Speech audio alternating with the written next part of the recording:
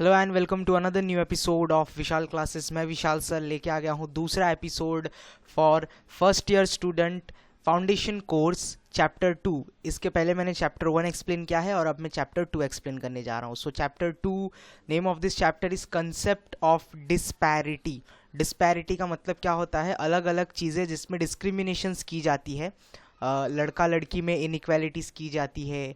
उसके बाद कुछ लोग डिसेबल होते हैं, उनके साथ कैसा ट्रीटमेंट किया जाता है। तो डिस्पैरिटी के ऊपर ये चैप्टर है। So we will start with it. The concept of disparity and disability often used interchangeably. However, it is essential to understand the difference between the two. The origin of the both the term come from inequality. जैसा कि मैंने बताया था, disparity का मतलब होता है inequality, nature of inequality and stratification different in both the concept. तो इस चैप्टर में हम लोग किसके साथ कैसे inequalities की जा सकती है, कैसे किया जाता है, और जो कि करना नहीं चाहिए, बहुत बुरा होता है ऐसा करना, लेकिन तो भी ये किया जाता है। तो इन सब चीज़ों से आपको अवेयर करा रहा है ये चैप्टर। सबसे पहले है gender disparity as a form of inequality. Gender disparity में आपको बताया जाएगा मैन और वुमेन, मतलब मेल और फीमेल के बीच में जो डिस्क्रिमिनेटीज़ होती है on the basis of sex. मतलब लड़का है तो लड़कों को मेल डोमिनेटिंग सोसाइटी कहा जाता है, कि जो हमारा सोसाइटी है वो मेल डोमिनेटिंग सोसाइटी बहुत पुराने ज़माने से रहा है। और अगर हम देखें तो अभी भी कुछ कुछ जगहों पे मेल डोमिनेटिंग सोसाइटी है।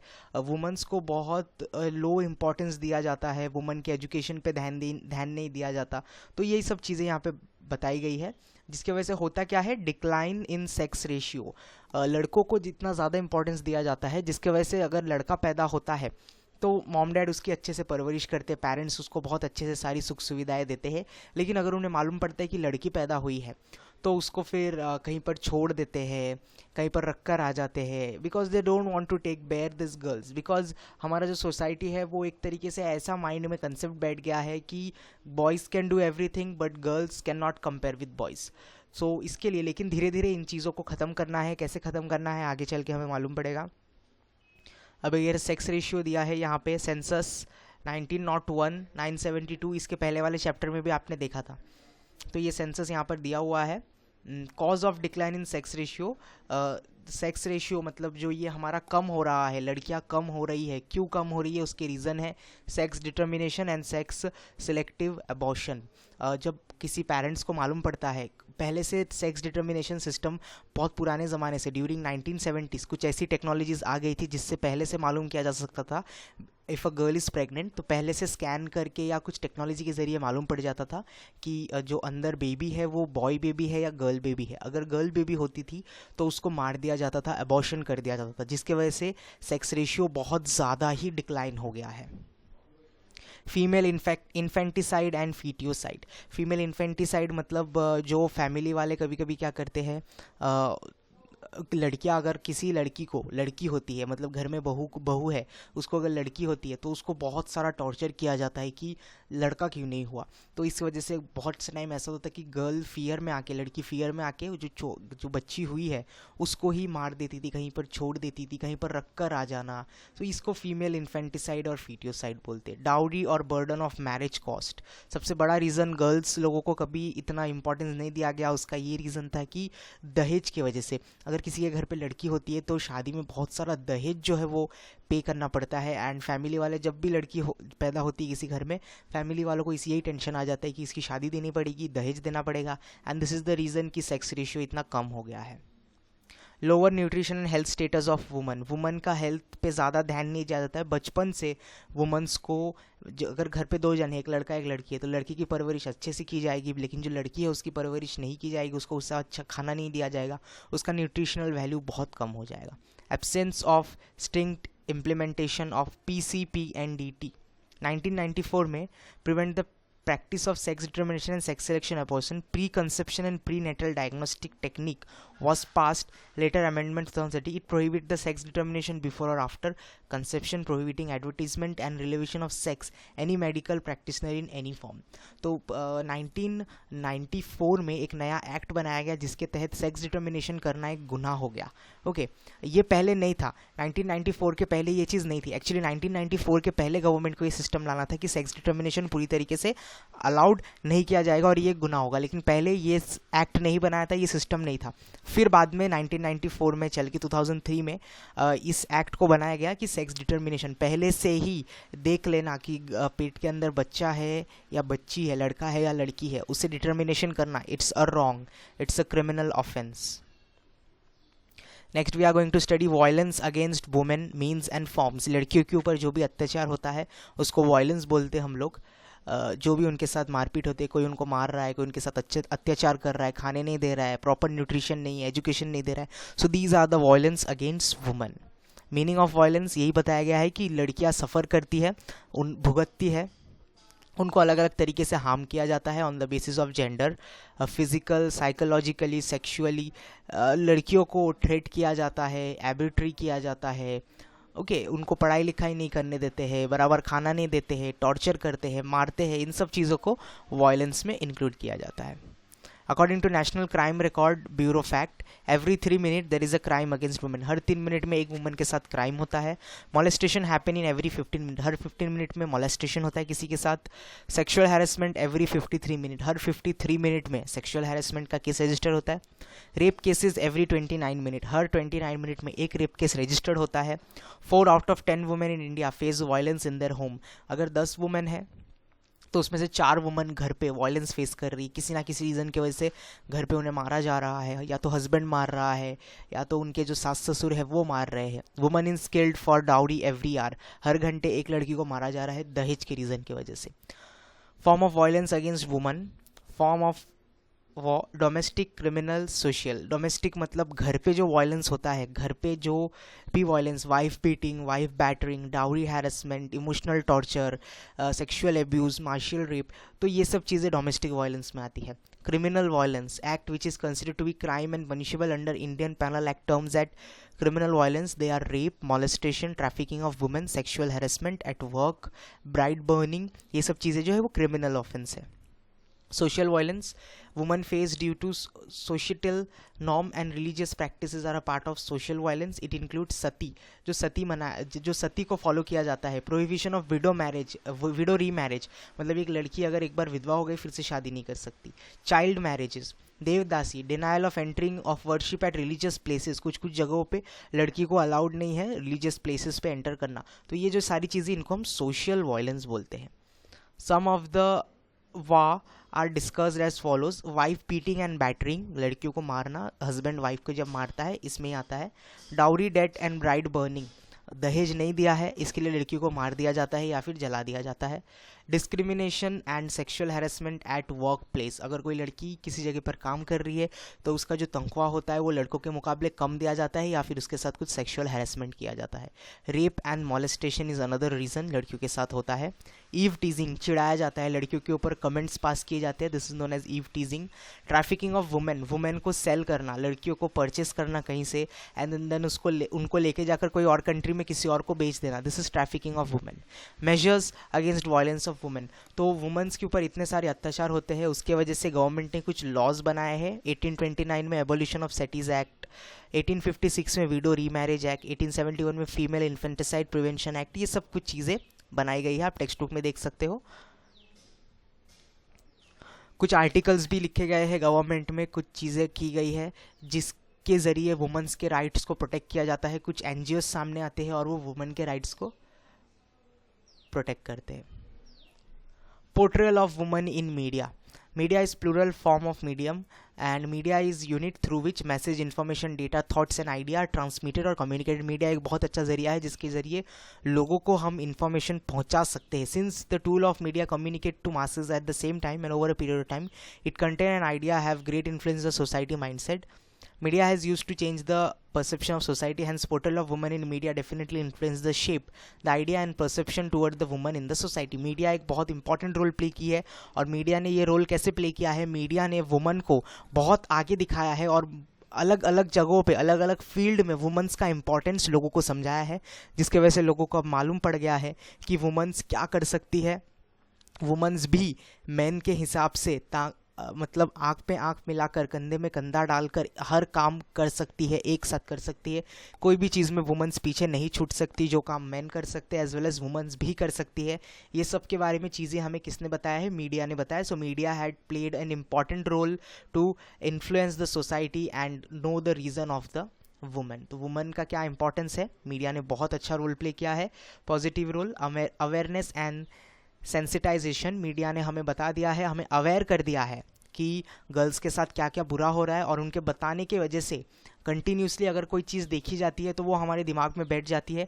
एंड दैट्स वाई हमारा माइंडसेट अभी जो है वो चेंज हो चुका है। अब हम पुराने ज़माने जैसे नहीं है, अब हम नए ज़माने के हैं। अब हम लड़कियों को और लड़कों को दोनों को इक्वल ट्रीटमेंट देते हैं due to media. Highlight achievers, जो वुमेन्स जिन्होंने बहुत ज़्यादा अचीवमेंट किया है उनके बारे में मीडिया में बार बार बताया जाता है, ताकि लोगों को इन्फ्लुएंस किया जाए कि अगर गर्ल्स को अच्छे से पढ़ाया गया, लिखाया गया, they can also do some good things. Strong woman characterization, womens को मीडिया में बहुत स्ट्रॉन्ग बताया जाता है, उनके कैरेक्टर को बहुत स्ट्रॉन्ग बताया जाता है। लेकिन कभी कभी मीडिया नेगेटिव रोल भी प्ले करती है। तो क्या नेगेटिव रोल है? Woman as sex symbol, woman को एज अ सिंबल के तौर पे एंटरटेनमेंट इंडस्ट्री में दिखाया जाता है फॉर अ सेक्स सिंबल।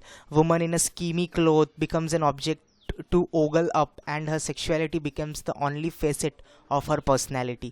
तो ये wrong है। ब्यूटी पेगेंट्स एंड वेस्टर्न स्टैंडर्ड, लड़कियों को बहुत बुरी तरीके से डंप कैरेक्टर, मिस जज, ब्यूटी विदाउट ब्रेन, ये सब चीज़ें कहा जाता है, कभी कभी मीडिया में ये सब कहा जाता है, इसके वजह से उनका नेगेटिव रोल हो गया है। Stereotypical image, that is a stereotypical image portrait as either an ideal बहू और a daughter who is vulnerable और a vamp that is cunning और श्रेड। मतलब टीवी में ऐसा बताया जाता है कि गर्ल्स आर वेरी इलॉजिकल, उनके कैरेक्टर को बहुत इलॉजिकल दिखाया जाता है कभी कभी, कि वो अत्याचार सहती है फिर भी चुपचाप रहती है, कोई डॉटर है मारपीट सह रही है फिर भी चुपचाप रह रही है, कुछ नहीं बोल रही है। So this gives a negative impact. So disparity part 1 खत्म हो गया, जिससे हमें मालूम पड़ा कि we have to see both the gender equally and we should not discriminate between men and women because both are same and have equal importance. Disability as a form of inequality, then we are going to see disability. Disability मतलब कोई चीज़ हम नहीं कर पाते हैं। बहुत से लोग ऐसे होते हैं हमारे सोसाइटी में जो कुछ चीज़ें नहीं कर पाते ड्यू टू दैट डिसेबिलिटी। किसी को पैर का डिफेक्ट होता है, किसी को आंखों का डिफेक्ट होता है, किसी को हाथ नहीं होते हैं। तो ये सब चीज़ें physical as well as mental, दो तरीके के डिसेबिलिटीज होते हैं। सो डिसेबिलिटी में सबसे पहले आता है फिजिकल। फिजिकली डिसेबिलिटी में आता है visual, auditory, orthopaedically, and next disability is mentally. Physical disability जिसमें विजुअल, ऑडिटरी, ऑर्थोपेडिक है। सबसे पहले हम लोग विजुअल डिसेबिलिटी देखेंगे, जिसमें होता है लोग आंखों से देख नहीं पाते हैं, जब तब उसको विजुअल डिसेबिलिटी बोलते हैं। अंधे जो होते हैं, अंधे जिन्हें आंखों से दिखता नहीं है या फिर उनके आंखों का नंबर इतना ज़्यादा होता है कि दूर की चीज़ें उनको नज़र नहीं आती। ये होने का रीज़न क्या होता है? कैटरैक्ट, जिसको आंखों की बीमारी बोलते हैं। सर्जरी और लेज़र ट्रीटमेंट की वजह से कभी कभी ये हो जाता है, या ओल्ड एज में जाकर ये होता है। ग्लाउकोमा, ग्लाउकोमा मतलब प्रेशर और cornea leads to kind of disease which might lead to partial और कंप्लीट ब्लाइंडनेस। जब हम लोग आंखों पे बहुत ज़्यादा प्रेशर देते हैं कोई काम करने के लिए, तब उसको ग्लाउकोमा बोलते हैं। Trachoma, it's a poisonous kind of conjunctivitis that is caused by bacteria. हमारे आंखों में एक स्पेशल टाइप का bacteria by some any reason पैदा होता है, और उसकी वजह से हमारा आईसाइट जो है पूरी तरीके से ख़त्म हो जाता है।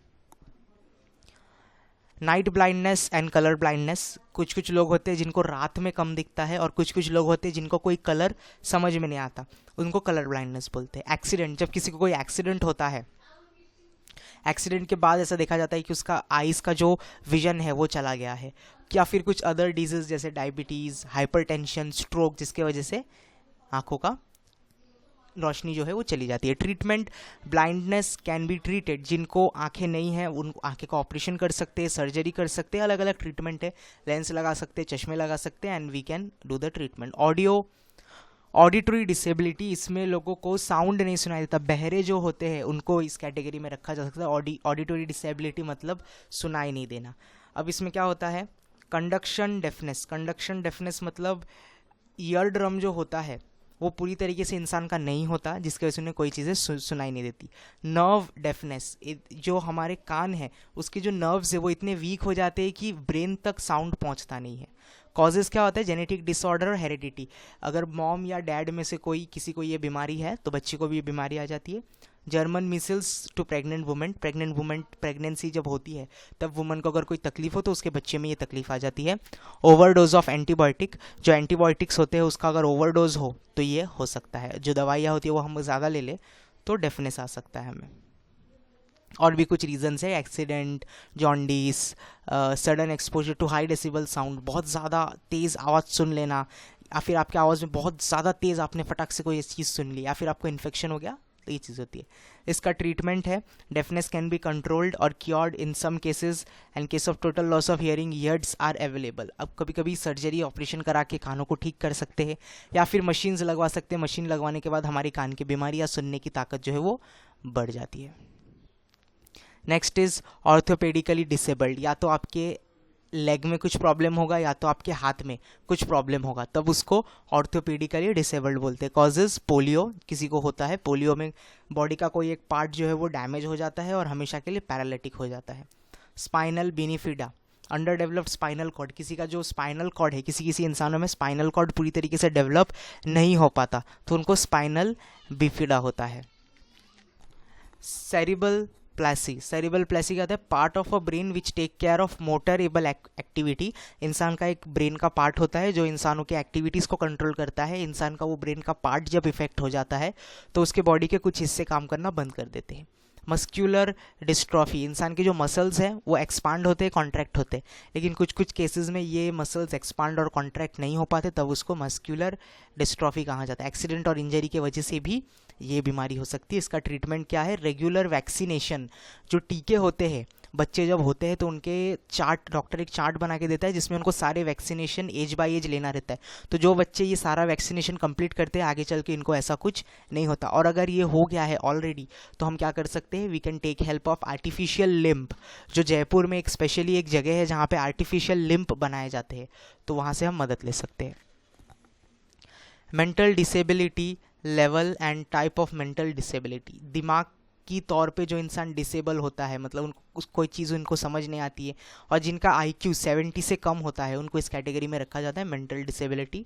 Level of mental disabilities, mild mental retardation, जिसमें बच्चे का IQ 50 से 70 के बीच में रहता है, बच्चा नॉर्मल चीज़ें सीख लेता है लेकिन आगे चल के बड़े होकर उसका कॉन्सेंट्रेशन लेवल, एनालिटिकल लेवल बहुत कम होता है, जिसको माइल्ड मेंटल रिटार्डेशन बोलते हैं। मॉडरेट मेंटल रिटार्डेशन, जिसमें बच्चे का IQ जो है वो 35 और 50 के बीच में रहता है, and they can't take up formal education and need support of their family member to do their daily chores. इन्हें फैमिली मेम्बर का सपोर्ट चाहिए, बिना किसी मेम्बर के सपोर्ट के ये अपना डेली का काम नहीं कर सकते, पढ़ाई भी नहीं कर सकते। थर्ड है सीवियर मेंटल रिटार्डेशन, जिनका IQ 20 से 35 के बीच में है।